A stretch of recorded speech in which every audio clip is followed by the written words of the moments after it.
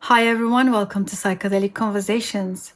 This is your hub for engaging in deep conversations around serotonergic hallucinogens that alter perceptions, affect cognitive processes, induce mystical and spiritual experiences.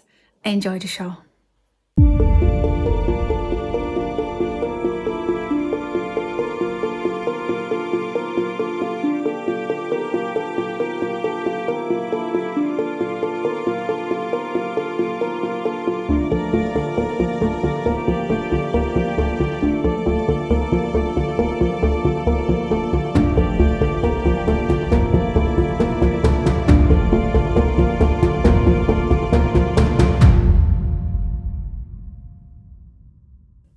Hi, everyone. Welcome to another episode of the Psychedelic Conversations podcast. I have another special guest, very special guest today on our episode, Ini Nini. Welcome. So great to have you.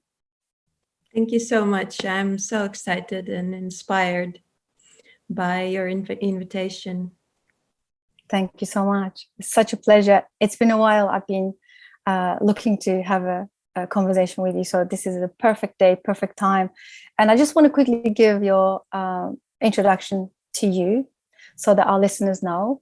So Ini Nini is a plant mystic, soul guide, medicine woman, storyteller, author of Numinous, priestess at Ini Nini Sacred Marriage Ceremonies. Wow, that's just like, I want to ask you 100 questions now. All of these are so fascinating and inspirational.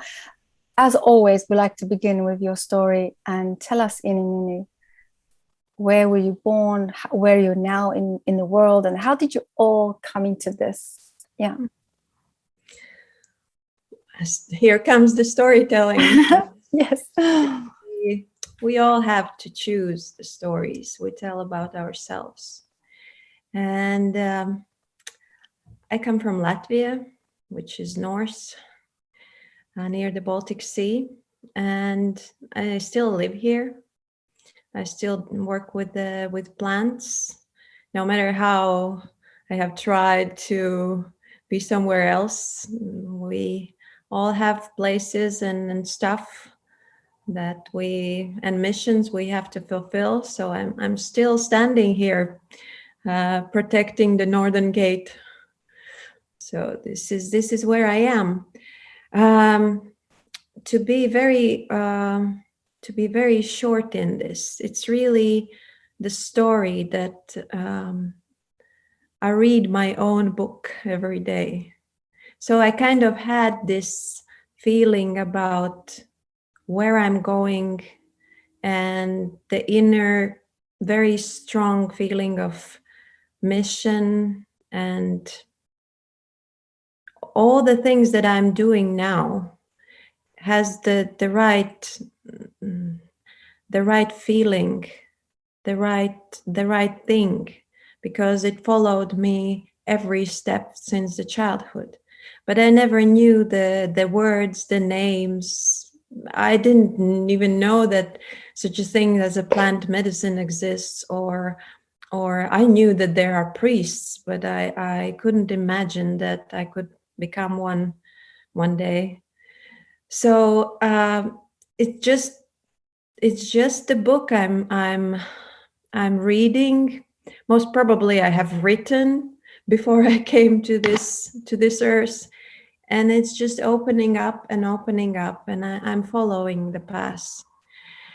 Yeah, you read a lot of names, so sometimes it's very hard to describe what are those things that people in this field, what are we doing exactly? And sometimes I don't want to use those words as a shaman, because it's for me it's a little bit inappropriate. I believe that it's not even the modern time shaman. It's someone who listens to the divine guidance and listens to the source, and then does what needs to be done. So it's just easy as that and complicated as that. So you're welcome to ask me more questions, or if you have any specific things, because I know that something that is very natural for me might be very confusing for someone else. So I'm very open to explain, and I always say to my students, then please, pretty, please ask me dumb questions. Just ask me, so I have this opportunity to formulate it to myself, and also maybe have a discussion and open some new things from the other side, from you, to learn more from you. So Yeah, I love that approach. I feel like every deep conversation I have with someone, it teaches me so much. It's just so reciprocated in a way.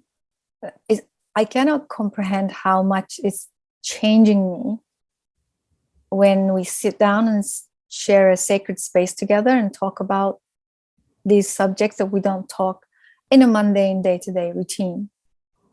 It's just fascinating. So thank you so much for being so open. First of all, I want to talk about the plant medicines. I love the way you said, I didn't even know they existed, but something, you followed the trail to them and they found you. And I love this concept in the plant medicine space where they say the plant will find you. They will find you when you're ready. Can you talk to us about that? How did you find them? How did they find you? What was that intersection look like for you? So that was my prayer. I prayed, truly, deeply prayed. How can I follow this unnamed path that I'm longing for? And also, how can I be responsible in my life, meaning in a very early age? I mean, when I was 18, I had my first child. My first child was born, and now I have 4. So at that time, it wasn't that easy to make a decision just to follow my heart. I needed to know that my heart is grounded and that it is wise. So I was in this situation I believe that many listeners recognize, where you know you need to follow your path, and you know you need to make some steps, but still you have your life and you have your duties. So, and when finally I realized that I cannot figure it out with my brain, I went to the forest and I just prayed, and I said, please, just I'm open. I will do whatever it takes. I'm ready.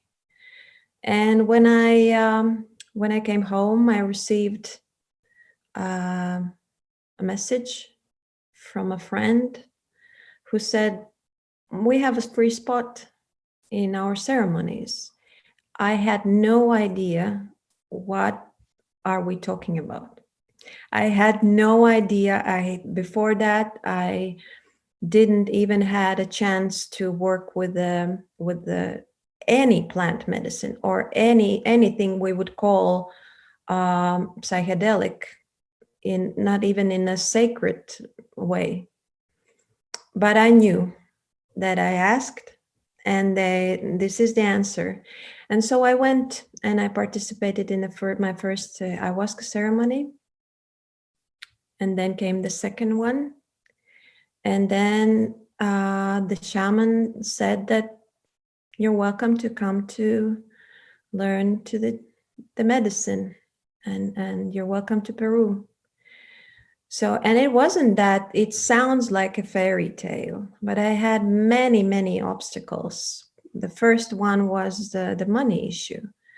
I was freshly divorced, responsible for my 4 kids.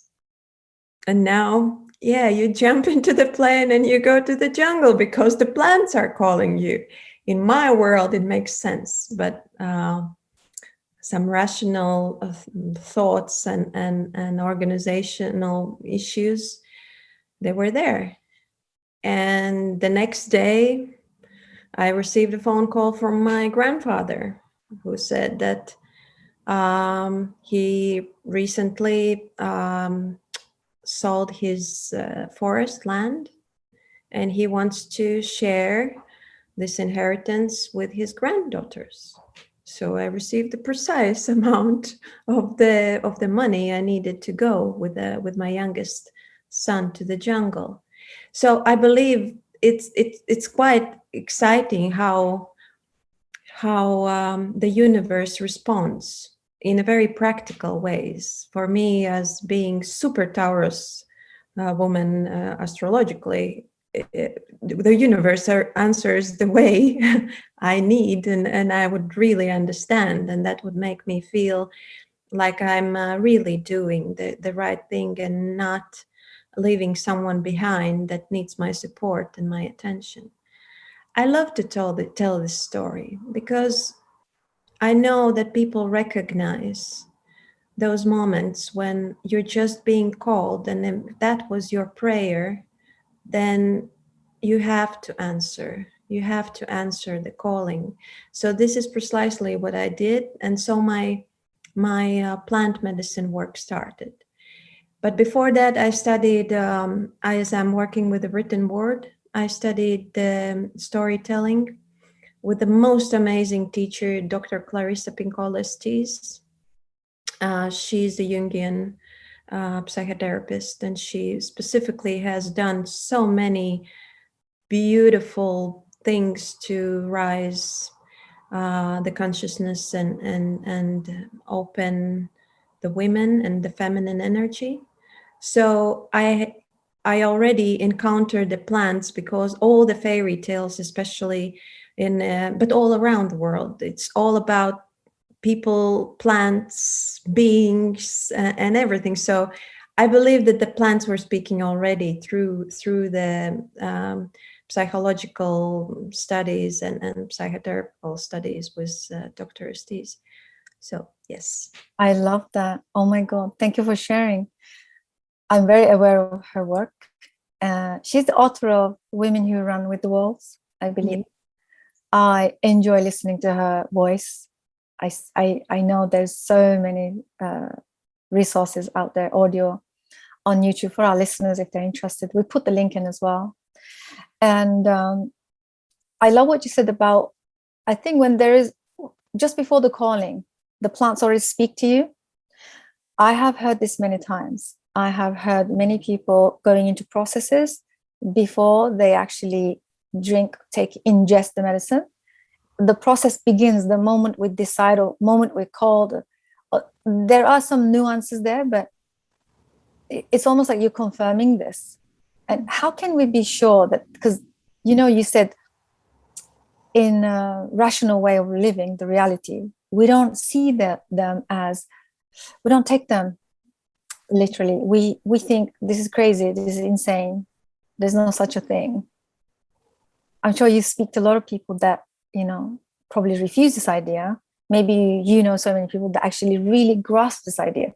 I'm one of those because I feel like when I had my first calling, the time that I ingested the medicine, it was 3 months before the time that I had it conceived in my mind that there is this medicine. And I can attest to that. I began behaving and thinking differently already. Mm-hmm. So what are your thoughts on that? Let's just reinforce that a little bit more. Why is it that way? Why is it that plants communicate energetically before we start ingesting them? What's going on here? Do you have any theory? Well, when the student is ready, the teacher comes. And it's always like that. If you are ready, then the plants are more than happy to help you, because what I have felt on why I'm working also with the harmonic plants, this is something that in an odd way, when I went to Peru, all that way from north to Peru, and then was my first ceremony there. and the plants came during the ceremony, and they said, good girl, and now go back and do the same with the local plants. And I'm like, okay. so this is how it goes. So I really came back and I started to work with those plants that are surround us every single day, and what they actually do and why they help in our healing process and opening the consciousness, because it's pure love. It's very high vibration. And when you have this need to rise your own vibration, the plant is inside of you, and it helps you, it moves you, and it helps you to rise. So for a moment you start to think in that plant consciousness, in that field of love. You are that love. You start to feel in that level of love, openness, and it's very beautiful the way they teach you. So I believe that the consciousness of plants, mostly when we speak about the plant medicine, we think about the plants of the gods, meaning ayahuasca, San Pedro, or other plants or mushrooms. But the whole world, the whole beautiful world of plants, every single day, it might sound horrible. They're watching us, they're really watching us. The mugwort that grows and the oak tree, and if we have this possibility to be around the Mother Nature and the plants, they are communicating between themselves. So I believe they are coming into and getting in touch with our dream world, and that's the subject I would love to talk about. And yes, it's like that. And why it's like that? Because again, the same old story. We are the plants because we are Mother Earth, and it's just about opening up, and that doesn't mean becoming super advanced shamanic plant mystic. Just a little bit opening up, seeing the beauty of the sky, the beauty of the earth, and the water and fire. And there is this memory inside of us. We remember. When we discover our past and when we discover plant medicine, the first thing that I have heard, and that was my authentic feeling, I felt home, that I'm home. Finally, that means that I remember this feeling. I remember how it feels. How can you otherwise feel like you're at home if you don't know what the home is? So we have this inside of us. And then it's just natural that we interact with someone that initiates the path of our lives and steps we take. Wow, I love that. I really resonate with what you said about the plants are watching us, because we are moving. We move because we have feet, which means that we have tendencies, because we can move. We are always busy, and because plants are stationary, they're always observing.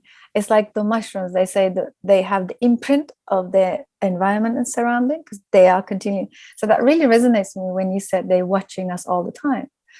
I believe this is the truth. And again, coming back to opening and consciousness and kind of initiating us, I'm going to ask you something about your thoughts on this very controversial topic, where not everybody who ingests the plants enlighten or connect or change. In fact, some of them, they go through ego inflation. They go through complete the other path, maybe even psychotic. And like, what's going on there? Do you think there's something is blocking, or is it themselves blocking the experience? What's going on over there? Why isn't everybody's experience the same? So first things first, and that's my kind of favorite thing and also part of my mission, because this is exactly why the medicine in the jungle said, no, go back and work with the local plants. And that's also the warning, and something why I'm not very sharing a lot of posts about ayahuasca. You all go and drink ayahuasca, that's the best thing you could do, and so on, because it's a tradition and it's the land, and that's the way how they receive the medicine is completely different than we have a chance to do that here in the West. They have their tribe, they have the local medicine man around the corner. They live in this society and in this tribe where they are, it's their life. They are already connected with plant system, and they can receive help. And they, since the very beginning, even when before the child is born, there are a lot of women in some tribes not, but who are still taking the medicine or any kind of plant during the pregnancy. So it's there and it's natural for them. What happens in the West, some beautiful or not that beautiful plant medicine woman or man runs through the country or through the continent, stays in one place for 2-3 days, then off he goes. And there is no preparation work. And with the preparation work, I don't mean just the diet for 1 month or 2 weeks. The things that they learned in the jungle for all life long, we have to squeeze in 2 weeks. And then after work, how do you ground the medicine in your life? What's the environment you return to? And so it can be very harsh if you're not prepared. And it can be double harsh if your subconsciousness is open. You don't have any way to work with it. And it can really, first thing, you can close off very quickly because it was such a shocking experience for you. And nothing in your everyday life speaks that truth was a true, you know? And the second thing, that it can be so intense that this is why, for example, Carl Gustav Jung said that we shouldn't take psychedelics in the West because we don't know even how to work with our dreams. How can you give us something that precious as a drink of the gods if we are not able to work with our stories? We don't know anything about ourselves. So this is the risk. The other thing, the next thing, you asked about the dark side and the evil side. We have to take, if we talk about the tradition of the Amazon, you have to know the tradition. And it's not the unicorns and roses. That's very tough tradition. That's the shamans fight all the time. The shamans fight is something that makes me cry and makes me angry and all the weird sort of emotions. But this is something we need to understand, because the jungle is the same. The jungle is wild, is sometimes evil, sometimes kind, and these are the people from that part of the earth. And so people do not consider those things because they want just to listen to the good and shiny things. So I always suggest people to prepare themselves for the journey and to have allies with them, plant allies. And that means that, for example, in the jungle, one of the most important thing is the dieta, and you take other plants, very harmonious plants, as healers and as allies, because when you go to the ceremony, you need to understand and sort out what are the energies that I need to take into myself and what needs to stay back. So a lot of things that we want to be trivial with, but it's not that easy. Yeah, beautiful. So I'm thinking, so the people who are now more aware of all these plant medicines now because of social media, whether it's their calling or not, do you think encountering a video about some ayahuasca retreat or ceremony that somebody did and they're talking about it, or coming across some article or post, does that count as coming into awareness by calling? Or is it just a coincidence, do you think? I think that we live in a time when we are the pain the Mother Earth feels, not just from pardon my French, all the shit that we have done to the Mother Earth, but also the way we, her children, behave is so crazy and so sick that she has to send whatever sources she has to somehow bring us back and somehow, please, would you like people to survive? My dear children, would you like to stay alive? And would you like us to continue as a planet? So she's sending the best agents she has, and meaning the plants of the gods. And this is my feeling why it's opening so brightly and with such intensity. But the thing is, when you are in a crisis, you cannot really you have to call everyone who might have this resonance with the plant world, everybody, if there is a hope that we can wake up. So she stopped putting people aside. She invites us all, because then we might have a chance. If one goes crazy and becomes an evil thing, and 10 opens their heart, are opening their hearts and is willing to support themselves in the world, then it's worth it. It sounds a little bit nasty, but this is what I have received from the medicine and the things that I have learned from her. Yeah. So it doesn't matter if people are seeing it online and just kind of being called, or at least thinking they are called to it. So one of the things that I always support is the group processes, because we're such a, social creatures, and we're wired to be connected and learn from each other. This interaction has to work. This interaction has to happen. And my background is in somatic training, where I work with the nervous system a lot.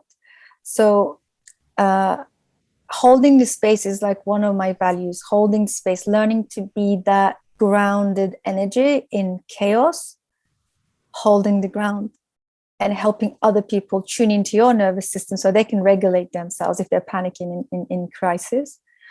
So what I found that almost all of my breakthroughs came through the group processes in my life. I have done, one-on-one teachings. I've had mentors who one-on-one guided me, and there's like videos, books, all kind of things that in the West that we indulge ourselves in, teachings and learnings. But my greatest breakthroughs always came through group processes, where there's many nervous systems going through similar processes with the same objective. And seeing other people's breakthroughs always triggered something inside of me, or planted a seed somehow that started to grow after that. Even when I left the group processes, when I say group processes, this could be like 6-week coaching program, or this, or 4 weeks something else, or 1 week camping, or some type of group processes. Boot camp is another one.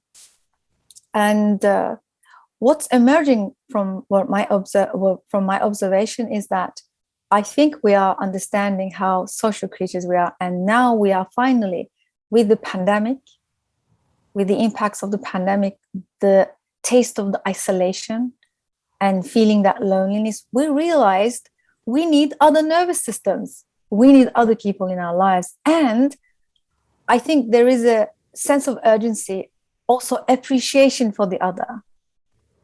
And currently we've been doing group processes with microdosing, which is tiny, the microdosing protocol. And it's not even about the medicine, it's the way that people come together in spirit that changes everything. And that's what I love. And I think going forward, I have this feeling that we need to create more community-centric, community approach, where we can all learn.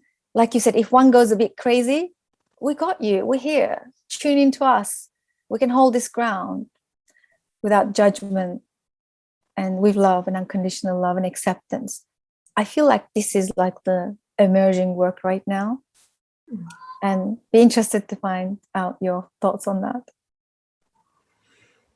Absolutely, because even the Jesus, he had his fellow men and women, and he had to have this circle, and that goes together with all the different fields from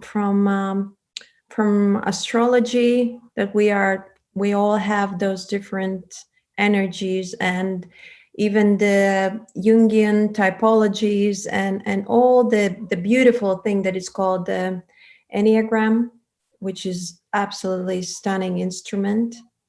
It also shows that different energies are at work. So when we come together, it's the nervous system. And I loved how you described it, because at that moment I had, as I'm also working with the Amanita muscaria, the red, how would you say, mushroom? So it's also, the mushrooms are all about the huge system and collaboration with the trees and with everything. Everything is connected with everything. So I love that. But I also believe that we each have this specific energy and sound. And when we come together, we kind of tune into this beautiful song we create together. And this whole universe is about the huge musical, beautiful poetry. And this is something I wouldn't really have this idea if I wouldn't see it in the way how the plant medicine people in different sides of the world, how they work with music, and how the plants teach you the songs, and in Icaros and different ways how you can move, so the sound goes back and we become the whole beautiful orchestra of the music. So yes, we do need each other, because we are each other's, I wouldn't like to say mirror, because then it gets complicated, but we are one, basically, with a specific mission and with specific things we need to do and to accomplish. But that's the beauty of the tribe. It is. I love that. And the sound, they say, before the light there was sound. I like that, the way you touched on the sound. I feel like there is something about, which is used in a lot of medicine work, drumming and rattling and all this. There's a reason for that, right? There is something going on here. There's a unison. There is, we bring our own energy. The sound brings it has its own spirit and energy. Isn't it fascinating how everything has its own spirit? And when it comes, I guess this is what you talk about, the orchestra, bringing it into the all unison. It's very beautiful. It's very beautiful. And this is something that I wanted also to share from the very beginning, that when we talk about plants, I'm really talking about the beings and the souls. So this is something that this is the way I see the world, that everything has the soul and everything is alive. But I do not blame the Western world, because there was a moment in the time when people had to divide the medicine, the soul processes and the inner things from the so-called science, and it was necessary for us. And that's the reason why people sometimes I hear, yeah, plants, so but they still look at them that, yeah, they are alive, and they are, we have our processes with them, digesting and breathing and so on. But still, we have to understand that historically the science took out the divine soul from such a this thing as a tree. So, and we have to remember and relearn it. So this is why when I talk, I basically talk not about something super mysterious. It's just I looking through my window now, and that's my Ellie standing there. I know that it has a soul, and if you can digest this, then the whole world way how you operate with the world, it changes. I love that. And this is not something extraordinary or something crazy. This is the very norm. This is what we need to come to. And this sounds insane to many people to grasp, even that, like, so my laptop is on a wooden table. I think it's like an oak tree or something, right? And I see this as it has a presence and spirit. So, but I can't say that I can't say that out comfortably. I should. This is the norm. Acknowledging this table coming from a tree, carrying that spirit still there.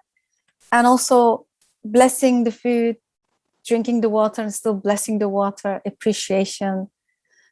All of these things actually are very the norm. Somehow we moved so far away that talking about it makes some people really uncomfortable. And it makes sometimes us very uncomfortable. I'm sure we're now moving forward fast to remember all of these. And I think this is where we are at. I know many people resonate with this when I say, I remember after one of my medicine ceremonies, hugging my chairs and saying thank you and stuff like that, really feeling their presence, really acknowledging. This also increases the appreciation. So you don't abuse and you don't become this crazy consumer, because that's not sustainable. I think remembering what you said helps us to become better humans, conscious, minimalists, less consumption, more production, more creativity, but less consumption, less abuse, less use, all the stuff that not necessary. It is it's very harmonious once we grasp. I think if we can just acknowledge, like, I know there's this lady called Marie Kondo, I think she does the minimalist life, where she really honors everything she owns, and then she asks a question if she really needs this object or thing. If no, the first instinctual voice, no or yes. If it's a no, she creates a little ceremony where she lets go and appreciates and acknowledges the spirit of that thing and lets go. Mm-hmm. It's an incredible process. I mean, you could do this with your clothes, with your jewelry, with your, because in this is what I mean by, in the West we became such crazy consumers. We use things too quickly, too fast, before we even recognize their spirit or even appreciate it. So yeah, remembering is definitely the key for me here as well. I have a funny story regarding this soul thing and things being alive. My father, he's a scientist, so he works in high robotic. I cannot even pronounce all those names and the subjects and the fields he works in. But I remember one day, it was years ago, I had a little fuse in social media and also in media's written media, that wow, this crazy woman, she talks with the plants. And I called my father and I said, I'm so tired, and you know, they say that I'm crazy, like a daughter complaining to someone. At least I can complain. And he said, well, you talk with the plants, daughter? Well, what do you think I do every day when I have to work with my robots in my laboratory? What do you think? I always talk to them because otherwise they won't move. So that made me laugh, because even working in that field, he knows that he has to make this. Maybe it's not a soul connection, but he knows that the matter is alive. So he has to show the attitude, and he has to make a connection, even just considering that that's his creative product, something that he created from inside. So and that made me laugh, and since that moment I'm very on ease with that. He's a great scientist, sounds like. I think this is a great time to dive into the dream world. You said you'd like to talk about that. Absolutely. Yeah, tell us more, please. What is it we need to learn and acknowledge here? One thing is why all the stories and the plants and things seem so strange for us is because we do not recognize this weirdness inside of us. We do not, in the Western world, the tradition of following dreams, I mean night dreams or daydreams when it's a hot day and we lay down and take a nap, we are not taking them into account.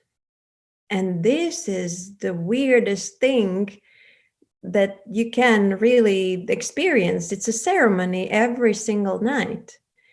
And when we dive into working with symbols, just sometimes following the thread and really recognizing those things that are sometimes we cannot even explain, but it works and we feel that there's something significant. And then there's some synchronicity happening. You see things in your night dream, and then you experience something outside, and you start to pay attention, and you start treating yourself like you are the creator of the story, and there is something divine and happening inside of you. So, and that helps a lot, and that's why so many ancient tribes and cultures, and they work so in such a beautiful ways with the dream world, because first thing, it connects you with not just with your psyche, and not just with that you see that you're digesting some issues, but there are moments in your dream world that you cannot explain, but you know it's yours. And the same with the plant medicine and with the ceremonies.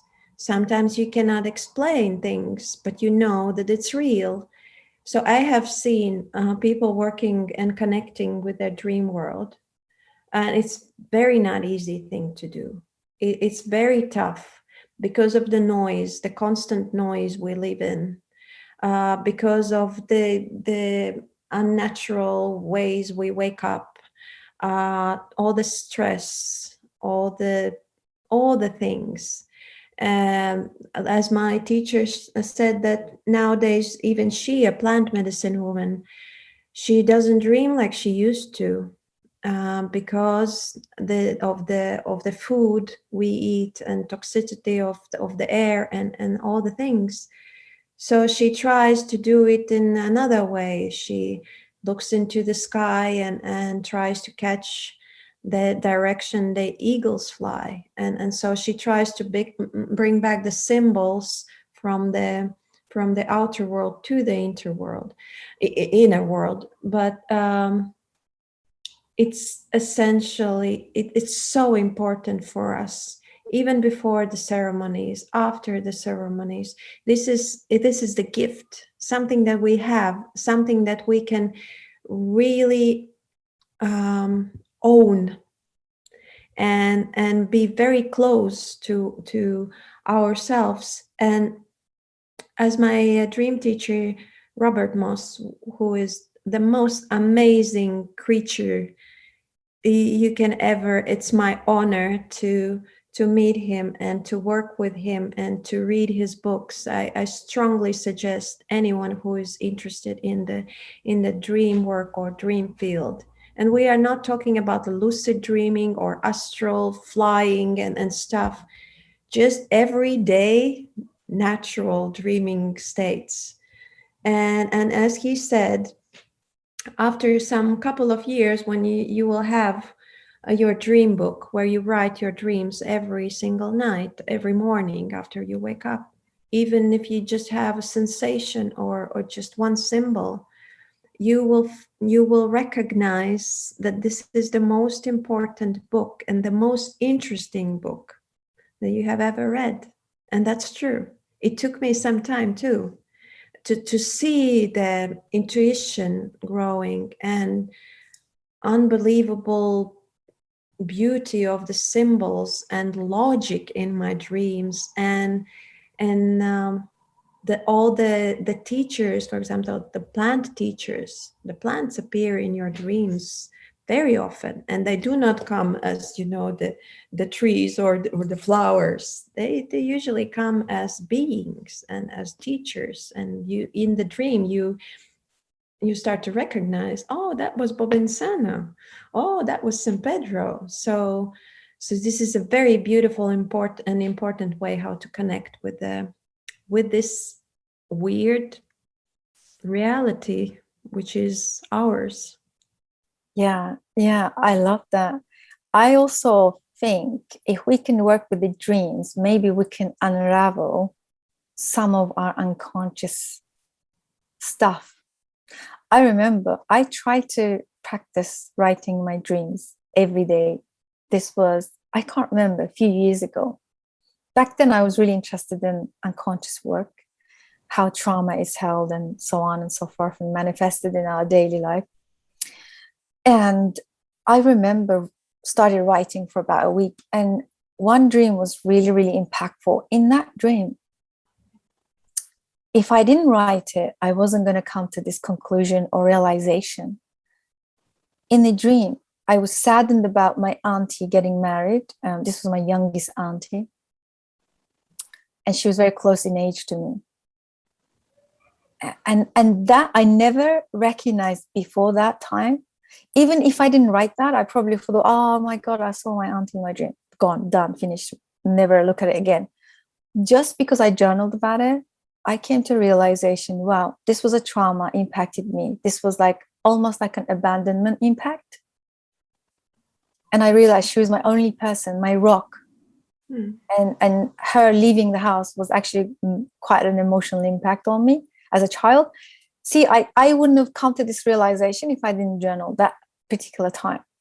I know I didn't carry on, but I see the value in what you're saying. And I can just imagine how this can develop into patterns.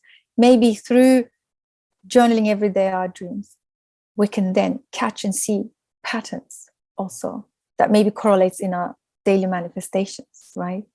I completely agree. And one more thing is, when you work before, whether it's a therapy, dream work, every kind of a body work or anything, before you go to the plant ceremonies, you help the plants to grab the most difficult things, because you have worked on with the things you can do by yourself. You clean the temple as much as you can. So doing the therapy, the group work, anything, it helps. So, and it also shows that you respect the plants, the same as with the food before the ceremonies, because you want to make the space, the inner space, as clean as possible, because you respect the teacher and you really want the plants and the teachers and the healers, that they have possibility to work with the issues that you are not capable to. You can't, there's no way you don't have any knowledge or anything, or sometimes you need a miracle that only a plant can bring. But there are so many things that we can do by ourselves, so many things, so many beautiful techniques and instruments. And so if we combine those things, and also after the ceremony, consciously going and doing some grounding work, consciously helping the plant to I always look on the ceremonies, to the ceremonies, as it's the place where the doctor works, the surgeon, and that's the most sometimes the very important cut happens during the ceremony. Something very important. You have to prepare yourself when you go to the hospital, if that's possible, if that's not just an urgent situation. And you have to take into account the time where you need to take care of your wounds and ground it. So yes, this is what I vote for when you work with plants. I think it works beautifully if you consciously use all the resources that you have, and then with honor and with an open heart, you go to the ceremony, you receive the gifts, and then you work with gifts. And then the results that I have seen, very Western word, right? Results. But truly, the way how those are can be life-changing moments, and really, Yeah. really beautiful moments. The processes, I love to call them processes. And you said the most important thing. Once we prepare ourselves, respect the sacred space and the plant teacher and the facilitator and the whole ceremony, do our part, come in there with as much research, intention, preparation, then that's how you receive more of the processes that, positive outcomes, let's say. And then, of course, now we are seeing a lot of people turning up from urgency, from crisis, from desperation, from chaos, because right now it's like live or die. Their reality is so torn apart. It's a desperate attempt to do something. It's like literally a survival thing. And then, of course, when we come in with that energy, that's just survival energy. And there's not much we can bring into the ceremony. And also there's this growing expectation of plant can do this for me. It can fix it. It can fix me. The next day I wake up and I'm a different person. Right? This is probably one of the biggest things we're going to deal right now, since the medicines are becoming mainstream. It's kind of dropped into the scene of the science right now again. Yeah. So I'm guessing we need to speak more and more about the reality of the preparation, the real work, rather than hopefully counter those people who are continually promoting it as a magic, one-time thing that changes you, right? It's hard. But the thing is that what I also would like to add, that there is this saying between us and the people who work with plants, that plant is going to get you anyway. And that's very important to understand. And when you go to the ceremony, it might seem that it didn't help, but it's there and you cannot avoid it anymore. and also about the people that maybe sometimes boost their ego and become, they can really drive into the dark side, but plant is good and the light is going to get you anyway. So you can go, you can walk around for miles and miles and miles, but the light is going to get you. And this is something that in the ceremony, and then also in the plant world, it's kind of weird thing to say, take into account that looking at the nature, that linear time exists. But in this space, the linear time does not exist. And I have seen that for some people who came to the ceremonies and they were maybe in crisis, maybe not, oh, nothing happened. And then 1, 2, 3 years after, something else clicks and something else happens. And then suddenly they realize the information that plants wanted them to understand, and everything becomes alive. So plant is going to get you anyway. And if you're supposed to be in a ceremony, you will be in a ceremony. If you want to come to the ceremony because your ego wants to be special, so you want to be special, we will give you the the power. But look, will you be able to manage it? And will you be capable of living your life in a good way afterwards, when you will see the amount of power? So the respect is the code word. The values. I think this is also one of the things that is so crucial and important. And this is why I love those tribes and those teachings where you can see that it's based on values, respect, honor, patience. And this is something that we lack in Western society. We don't know what honor is, or we would like to know, but we didn't have a possibility to learn it. So it helps. And this is something that also in a longer period of time, the plant gives us those teachings. The plants gives us those teachings. Like, for example, there's this beautiful plant, juniper. It's most probably, it's around your place and around my place. It teaches a lot about honor, protection, standing with the open heart, and being brave. So plants can also teach us values that we can use afterwards when we go to the ceremonies. Wow. Yeah. Yes. I love how you're bringing so many tools in. It's not just about drinking the ayahuasca and going home. Mm. There is a whole lot of world out there that we need to discover. There's other plant allies that can support the process and everything. It's so beautiful. Can we talk about your book and Numinous as we're coming towards the end of our conversation? I really want to ask some more questions, if you don't mind. Yeah, let's talk about your book. I've seen the cover, and I don't know if you have an English version, but it's just fascinating. So would love to hear about how did it came about, and what are you talking about in your book? So the first book was it was called The 13 Dreamers.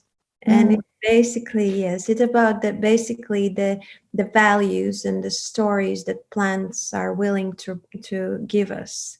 And the San Pedro, the juniper, the mugwort, all those beautiful harmonic and also the plants of the gods are there. So this was the feeling was that I always thought that in some way, maybe I'm not really fulfilling that mission full powered, but at least I'm doing what I can. So plants need their voice. They need to tell their stories. They need to bring messages into this world. So this is something that I consider myself as an ambassador of the plants, that I'm trying to bring those messages that I receive and tell them to people in the way that it's not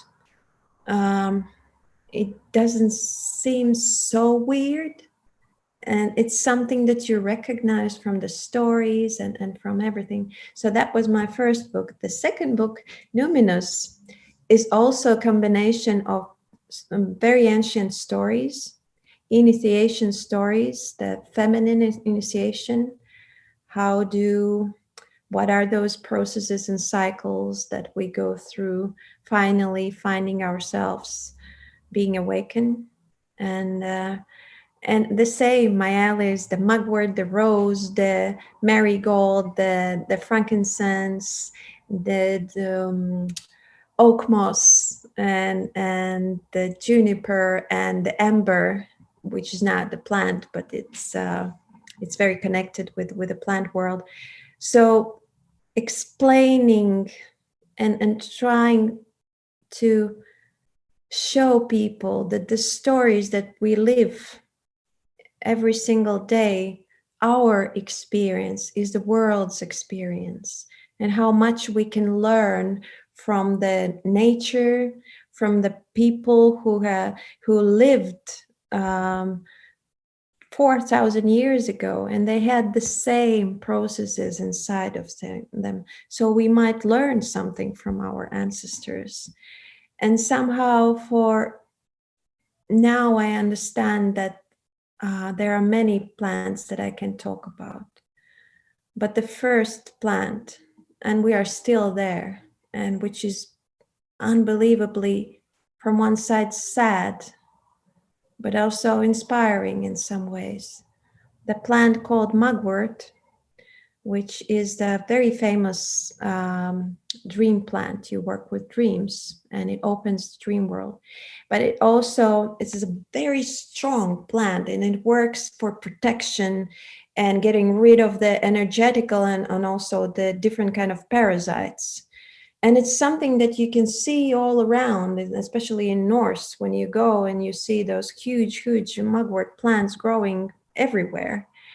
And the message that this plant is bringing is that you, how to translate it better to English, that you have the right to be, to exist. And that's something that just blows my mind. So powerful. I really felt that. And it just makes me cry every time I speak about it, because this is the thing that people deep in their souls, they have this feeling that they do not belong. They do not belong, and they do not have the right to exist. And that's something horrible. But it's also beautiful that there are plants. I would love you to see the mugwort, how it looks like. That's the wildest queen you can imagine. The Latin name comes from Artemisia, which is Artemis, which is Diana, the goddess, that independent wild woman. Yeah. And we need that seed, and we doubt that. And how can we proceed further and further and open our consciousness and everything if deep down inside we are doubting our own existence and everything, that we doubt ourselves? So I believe we are at that point with the world, and other plants can help us, but we need to understand that every single being on this earth is worthy, and that every single soul is needed, and we shouldn't doubt it, because if we are here, it's necessary for the universe for us to be here. So yes, so those small things that we can learn, not just from the divine plants, and we sometimes we don't need to go to the huge ceremonies and do the big work. Sometimes we need to look around and just see that there are small things we need to do before we step into the big journey. Wow, thank you. I see the power of storytelling right here. I feel it. Mm. That one sentence can move mountains. Everything, everything and everybody has a right to live or exist. Mm. So powerful. So powerful, and I would really love people to hear those messages from the plants.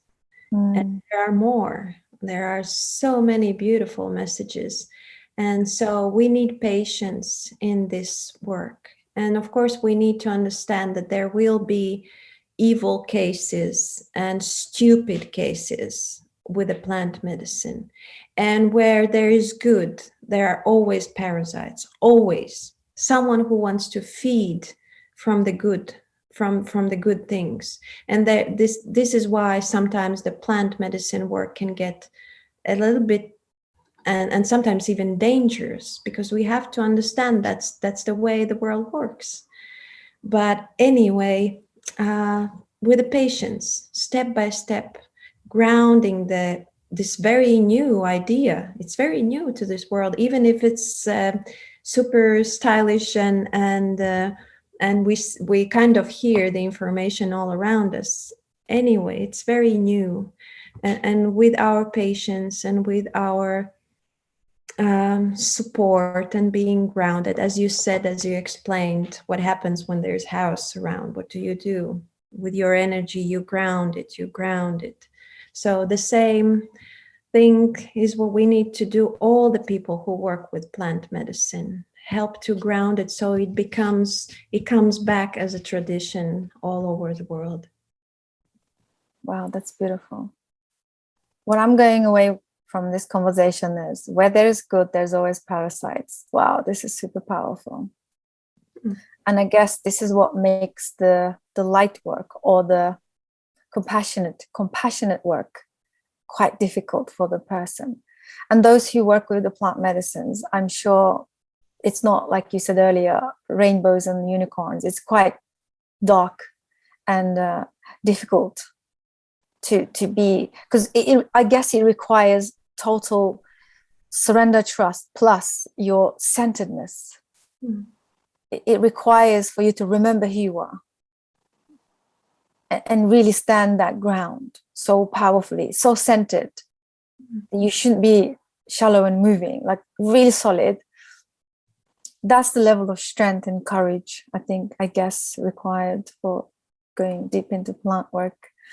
Yeah, because I have a friend, mutual friend, you and I, she always says, the shaman wars take more energy and time than a good work that is being done. It's true. Like, there's always going to be the countering force to this. It's almost like there is a counterforce to the consciousness awakening or emergence of the awareness. Yeah. This is also the way, no matter how it sounds very harsh and even maybe a little bit stupid, because we have heard it so many times. But we have to have this opposition because we are here to grow. And we are here. How can we grow? How can we learn if there is no other side on this planet, where we have to find a balance between the polarities? So that's normal. Consciously being a parasite is what makes me very angry. Consciously, you have the possibility to get rid of the illusions and start being, and you're still avoiding, and you're still going around circles and sometimes even learning to become a parasite. That's where I'm a little bit impatient. But what's going on? Like, what's going on there? What is the need for that? What is the desire? What's going on there? Like, what is it serving in a way?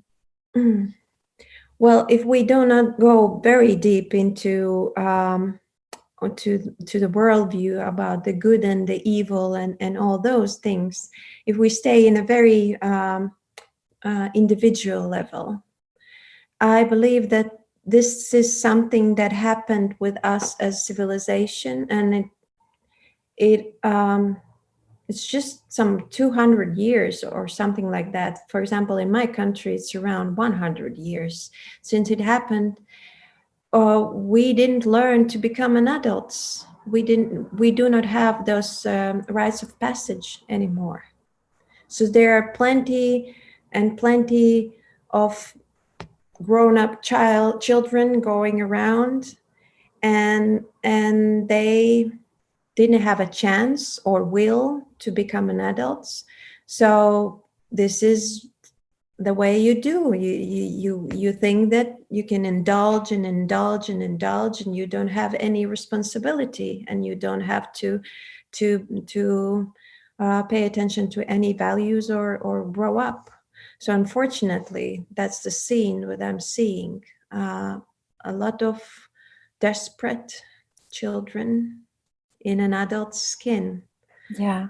Yeah, and this also is something that makes me sad, because when time passes and it's very hard to relearn and to become an adult, the older you grow, the harder it gets. So I'm very enthusiastic and inspired about working with children and with teenagers, and working with the people, giving in a young age, giving them the possibility to avoid those stupid mistakes that we had, and we paid a huge price for that. Wow, I love that. Yeah, so much respect to that. Can we talk about why is it important to initiate feminine energy? Wow, that's an interesting thing, the question to ask. I think it's something that we talked about in the very beginning, that you know that you're growing, and you need someone to tell you it's safe, we are with you. And those rites of passage, they show that you are being supported for the feminine. Like it goes different with the masculine initiation. We have seen and heard many stories how it goes in Amazonian tribes, and even here in Baltics, the 100 years ago, it was very tough for the men. The initiation rite was that the young boy, they bring around his 40 years old, 14 years old. The men bring him to the forest, and there is this huge tree, and they wrap him all around it so he cannot move. And the wolves are still there in a forest, and the bears are there. So, and he has to stay there for a night, and it's freaking scary. Yeah. But you encounter the bigger, the unknown, the house in one way. You encounter the power of Mother Earth, and you become a servant, and you have respect for Mother Earth. With the feminine, it's a little bit different. We have to go to the underworld. We have to meet the house and the darker side, and all the Kali forces and everything that's inside of us. But anyway, when the initiation rite happens, it's more through the storytelling. It's more explaining, and also putting the crown, singing the song, prizing you for being a woman. So helping you to embody the power that you have. So a little bit different things. So you have to show to the woman the strengths and the courage, something very masculine in some ways. And every single boy wants to put the crown on their head and say that they are the biggest and greatest warriors and kings. But for the woman, she's all over the place. She is that tree, she is that flower, she is Mother Earth. So for her to understand that she's one single individual who can have courage, who can have strengths, the community needs to support it. So I believe, answering your question, that this is something that we know that's going to happen. And it's very important for the community and for the elders to help us and to say, you know, you go, girl.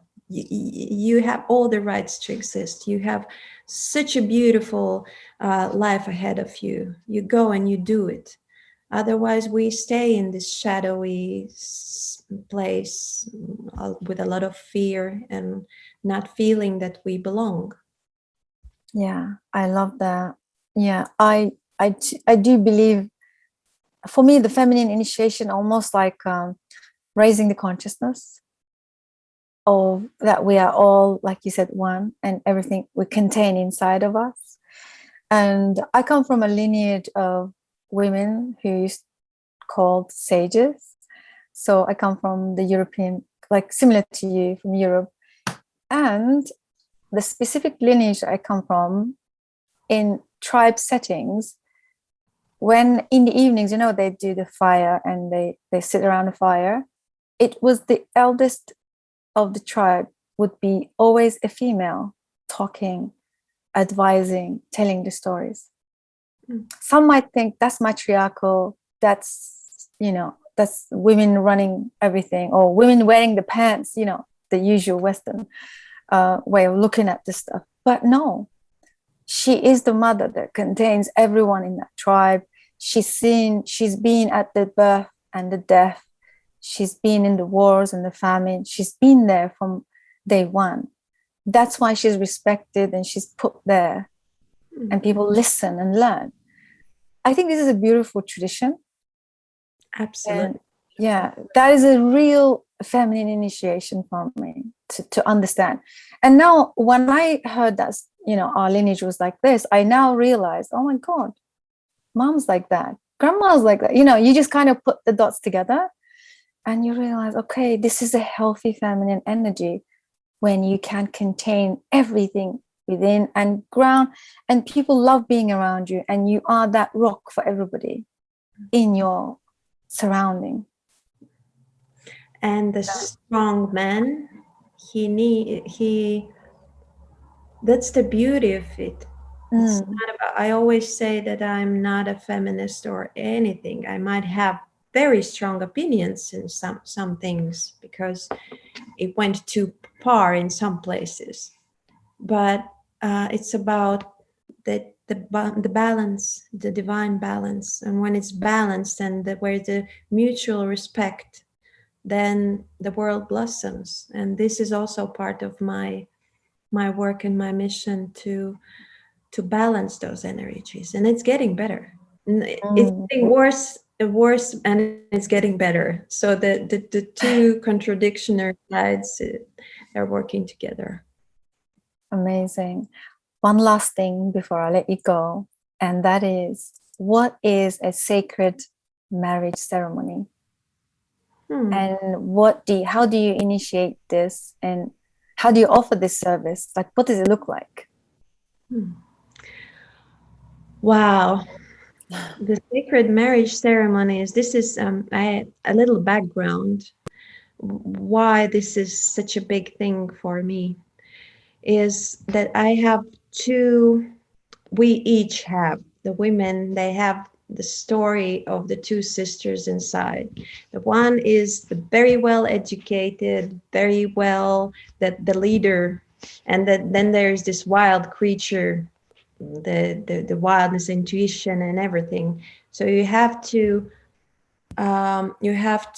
support both of them and find a way how they make bridges and how they combine those, how you combine those energies. So it's interesting that my past was, from one side, I worked with plants and the plant medicine. From the other side, the priesthood, which is still a huge issue in our world. But anyway, there are always the mystery schools in all the big religions, like Sufis and the Christian mystics. So I studied in this school of Western mysticism, which is Christianity, Judaism, Islam. So it's considered this school. To simplify it, one word for it is Kabbalah as well. So I had to have that intellectual, priest-oriented woman educated. I had to have it. And from the other side, I had to give that wild woman that power who works with the plant medicine and so on. So this sacred marriage ceremonies in a beautiful way combines those two things. I can serve people in a wise way to put the structure and put intention and really properly put make the ground their relationship so they can grow as a beautiful tree. But I can also bring in all the energies from Mother Earth, and I can really there are two cards in a tarot deck. One is the magician, the second one is the priestess. So I try to bring those two forces to the couple, that they always know that they are the ones who are creating and celebrating their love. And the second one is that they have this trust and belief in their relationship and the love, so they are capable to grow and they're capable to create the family. So that comes from my side, how the combination became alive, and why did I started to do that? Because one part is being a priestess. But what is that? That's the most powerful moment you can have. That's when you see that love is real and people are strong enough and courageous enough to share it and to say it aloud, and to really two souls coming together and creating the new universe. That's a miracle of my life to witness this. And this is something that people long for. They cannot find themselves attracted, or they don't feel the traditional church. They don't want to go to the institution to sign the papers. They want to do it in a sacred space where it feels real, and it is real. So this is the ceremony that doesn't have any specific field that you connect people to other than the life itself and love itself. So I'm very happy to have it as a part of my work. Super happy. That's so beautiful. Thank you so much. Yes, it's very clear, and I understand what you're talking about. It is very, very sacred. So just before we leave you, can you tell us what are your offerings, and what do you offer in terms of teaching, guidance? Apart from your books, we will have the links in the comments as well. And is the English version available of any of your books? Not yet. It's we are moving as quickly as we can, but it takes time. So I hope to have them next year. But right now I'm working with classes, and as well as online classes, talking about how to find your calling, and also explaining about the feminine energies and working with feminine energies. Then also the dream work. The dream work is something that I do, and also, of course, the plant medicine ceremonies. The plant medicine ceremonies that are very sacred, and I hope that we will soon gonna have a chance to do it again more and more, as it is a little bit complicated at the moment. but I'm also right now working on some creative projects that I will be super happy to share with you very soon. So hope to notify you and come back with some more planned messages coming soon. That would be amazing. So would love to have you for part 2 and follow the projects, and also bring more wisdom and education and information. I think everything you've talked today deeply resonated with me, and I'm sure the listeners will agree. And this is the conversation we need to keep having. These are the kind of things we need to talk about. It is now. I think it's time to bring everything to our awareness. So thank you so much for your time, for your wisdom, sharing openly, and spending time with us. Thank you. Thank you. It was amazingly interesting and very beautiful to have this talk, but also talking with you as I lost my track of time because I really like we are having this really deep soul conversation and sharing, not just me talking, but we really shared, and I learned a lot from you. And one thing more I wanted to say, it's unbelievably beautiful what you do with bringing different voices together, because each person, someone needs a mad person like me, someone needs a more structured and more calm way to explain things, someone needs completely another perspective, and all those voices, when I see them coming together in your podcast, it just makes me very happy. And thank you for that. Thank you for building those bridges. Oh my God, appreciate it. Thank you so much. Yeah, it is a beautiful journey, and we all learn together and we grow together. That's the mission. See you at the right places and at the right time. Thank you so much. Absolutely. Thank you. Thanks everybody for tuning in. Please do get in touch with Nini. We will have her links and her offerings in the show notes, and I can't wait to come back and talk on the part 2. Hope you guys enjoy this. I'll see you on the next one. Bye for now. Bye.